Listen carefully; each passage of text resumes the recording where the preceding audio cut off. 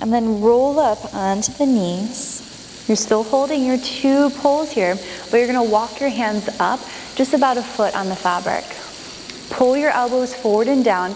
You're leading with your pelvis. If you do get too much into the shoulders, you're gonna go into seal pose instead, just with your hands down on the ground. Okay, I'll show you what that looks like. So you're moving forward with the pelvis. Slowly use the strength of the arms to lower your pelvis down and stretch into your shoulders. Again, if you get here and it doesn't feel good for your shoulders, you can take your shoulders out of it, place the hands down on the ground, but you're still getting that back bend, wrapping those shoulders back. So just keep in mind that that's a good variation here. If it's okay, you're pulling your shoulders down, arms should be nice and strong, grip is tight, and you should feel a little back bend. Now we're gonna massage and roll a little bit side to side. So you're gonna roll onto this right hip. You're looking past your left shoulder. So you're rolling all the way down and through. And they're just gonna move like that side to side. So coming back through center, it's a little massage in lower back. Roll onto the left hip, right hip down. And just repeat that a few times. If you're in seal pose, I recommend just looking over one shoulder, feeling a little twist, and looking over the left shoulder, little twist. And repeating that. Go really slow. Feel that massage in the lower back, massage in the shoulders. Let's do one more each way.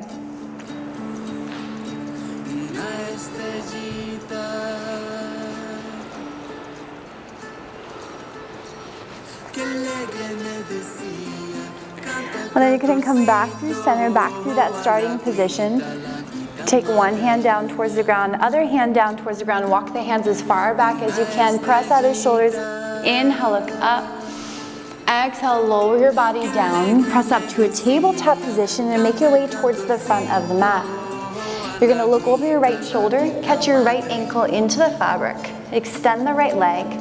Drop the right hip bone down, lower back and down onto your forearms. If possible, lengthen out through the crown of the head and feel that hip flexor stretch.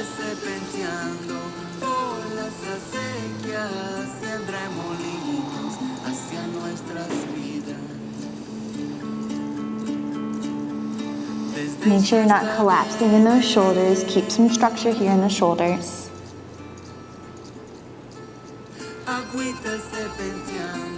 Come back up onto your hands. Spread your fingers really wide. Now you're gonna flex your right foot, but open the right toes out towards the right. So you're going into a little extra rotation. Now keeping that leg close down towards the ground, pushing it down to the fabric, you're just gonna swing the right leg out to the right and then back. And do that a few times, just working on opening up the hip, out to the right and back. 2 more. Now this last one, you're gonna swing out and hold.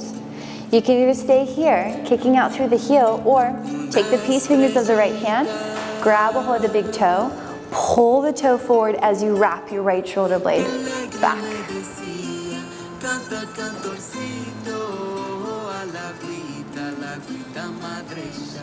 Gently release the foot, taking the right leg straight back.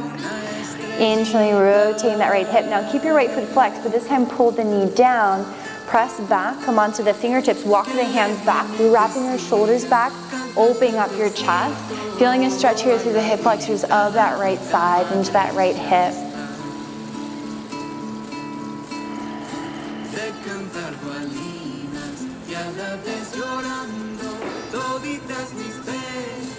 Crawl your hands forward towards the front edge of the mat, hands about shoulder distance. Now go ahead, extend that right leg, extend the left leg back. You're gonna lower your hips down, kind of like you're coming into an upward facing dog, but just one leg is lifted.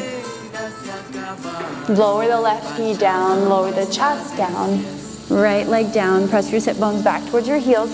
Find a moment here in child's pose in between the sides, feel the spine stretching.